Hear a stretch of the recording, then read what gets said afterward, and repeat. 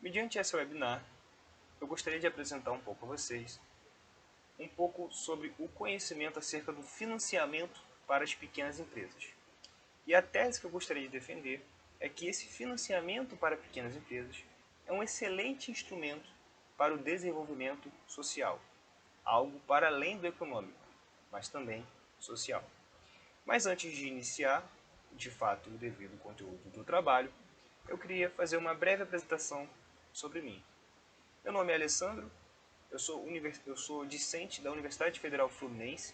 Eu vim por meio de uma transferência interinstitucional da Universidade Federal do Rio de Janeiro, a UFRJ. A minha graduação é Direito e eu pertenço ao grupo de extensão, a um projeto de extensão da Universidade Federal Fluminense em Macaé, chamado Observatório de Pequenas Empresas, cuja orientação é feita pelo professor Saulo Mendonça. Feita essa breve exposição, gostaria de dar início, de fato, ao trabalho. Eu fiz algumas anotações aqui para não me perder na linha trajetória do trabalho. Às vezes eu vou olhar para o lado só para manter um certo raciocínio.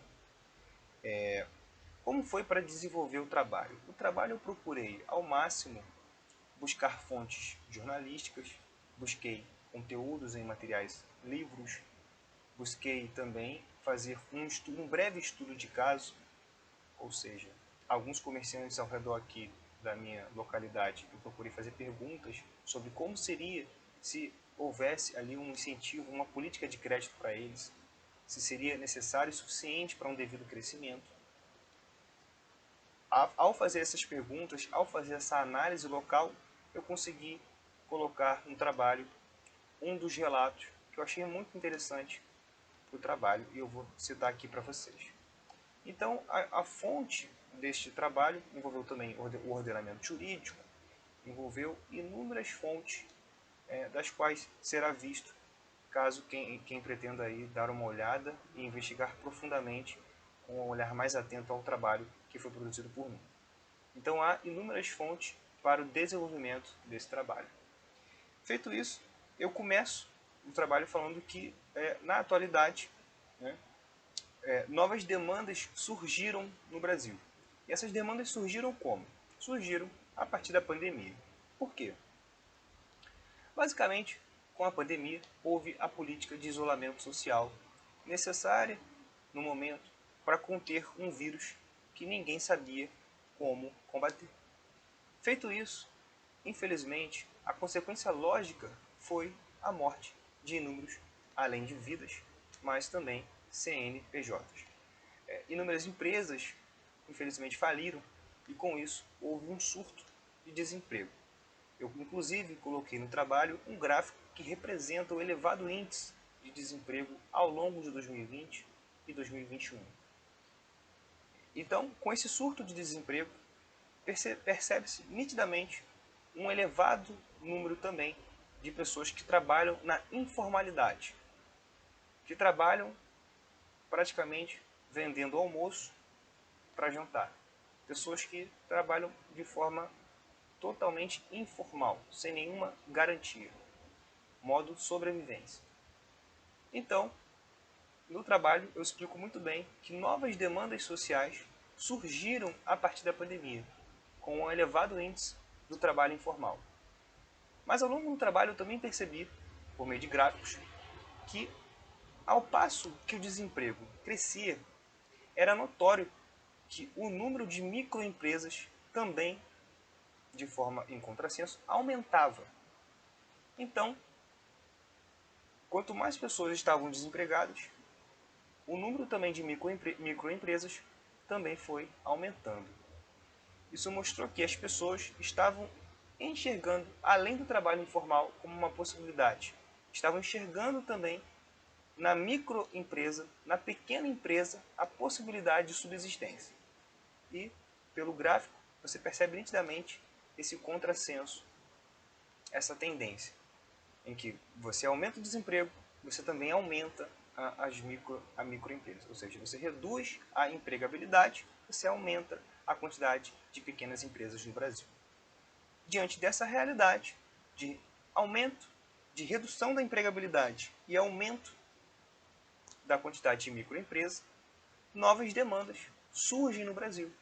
Demandas essas que justamente para ser suficiente e necessária para amparar essas novas microempresas, bem como para sustentar as que já existiam e que estavam na iminência de falir diante da pandemia.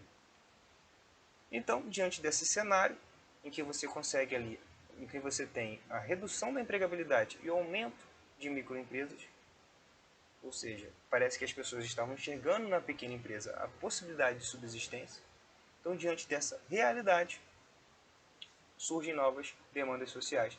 E eu deixo ali bem explicado no trabalho e represento também por meio de gráficos retirados do IBGE, que isso foi de fato uma realidade ali de 2020, sobretudo no primeiro trimestre de 2020 e 2021. Além disso, é muito interessante o fenômeno que ocorre em 2017. O fenômeno que ocorre em 2017 é tão interessante e ele contribui para essa realocação da força de trabalho. Por quê? Em 2017, não sei se vocês lembram, ocorreu a tal reforma trabalhista, representada pela Lei 13.467/2017. Essa reforma trabalhista, ela corroborou para esse reajustamento da força de trabalho. Por quê? Ela colaborou porque ela facilitou o processo de terceirização. Antes dessa reforma trabalhista de 2017, a terceirização somente era permitida para as atividades meio. A partir da reforma trabalhista, foi permitido, autorizou-se a terceirização também das atividades fim. O que seria atividade fim? Atividade fim seria justamente a razão de ser da empresa, o produto final. Por exemplo, se eu tenho uma madeireira, essa madeireira ela produz, ela tem o material bruto e ela tem também o material que é cortado, que é feito sob medida. Antes da reforma trabalhista, eu jamais poderia contratar uma empresa terceirizada para produzir o material fim dessa empresa, que era a madeira com as medidas específicas. Agora, nessa empresa, nessa microempresa madeireira, tinha ali o serviço, por exemplo, de limpeza, que não é a atividade fim da empresa. Para esse serviço de limpeza, que é uma atividade meio, era possível contratar uma empresa terceirizada. Mas para a atividade fim, não. Fato é que, após a reforma trabalhista e a possibilidade de terceirizar tanto a atividade meio quanto a atividade fim, houve, de fato, a permissibilidade de que tudo fosse terceirizado. Antes, não era permitido. Hoje, tudo pode ser praticamente terceirizado. Então, diante dessa realidade, reforma trabalhista, reajustamento da força de trabalho, realocação da força de trabalho, redução da empregabilidade, aumento do desemprego e o crescimento de microempresas, diante dessa realidade, surgem novas demandas sociais, surgem novas demandas econômicas.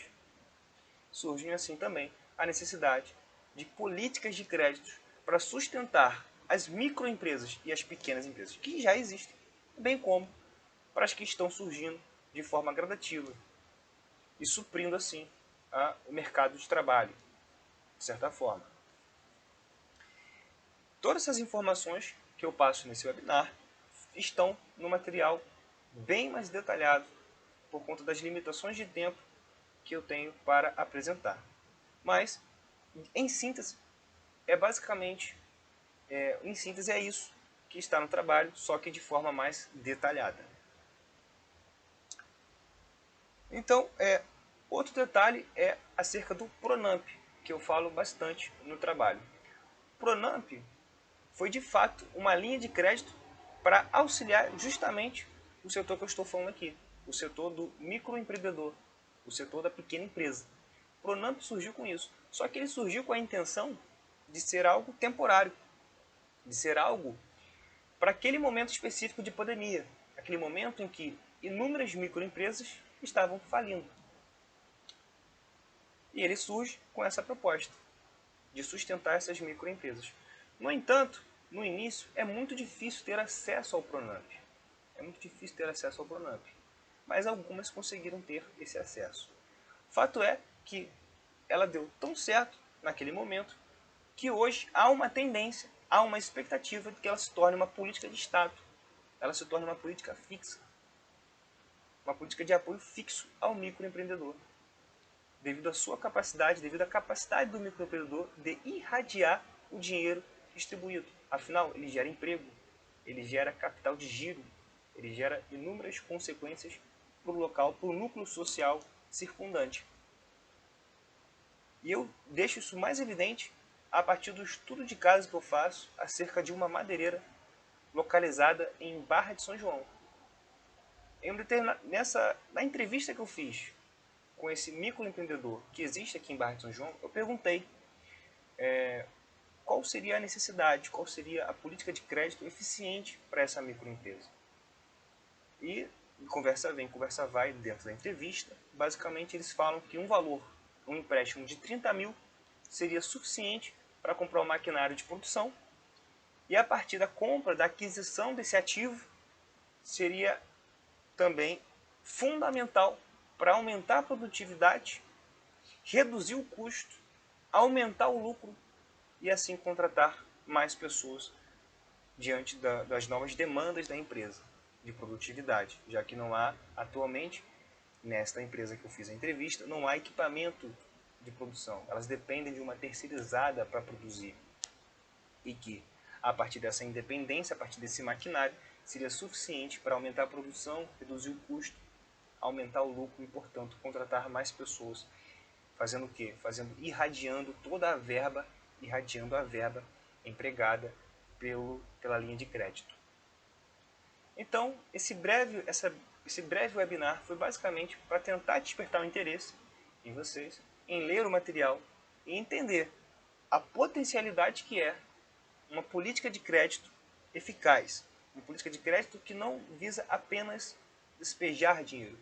Uma política de crédito que seja pontual, que seja feita também uma análise de cada caso que será concedida essa política de crédito e que também não esqueça da necessidade de existir um equilíbrio fiscal nessa política de crédito. Hoje, inúmeros bancos aderiram ao Pronamp. Notei até alguns aqui. Você tem aí a Caixa Econômica Federal, que é o chefe, que é o banco que mais disponibiliza linhas de crédito. Você tem o Banco do Brasil, você tem o Sicoob, o Badesul, enfim, outros inúmeros bancos. São 9 no total. É isso. Com esse webinar, acho que foi suficiente para apresentar o trabalho e despertar talvez um pouco de interesse para a leitura do material que foi produzido. Boa noite, muito obrigado pela atenção e é isso.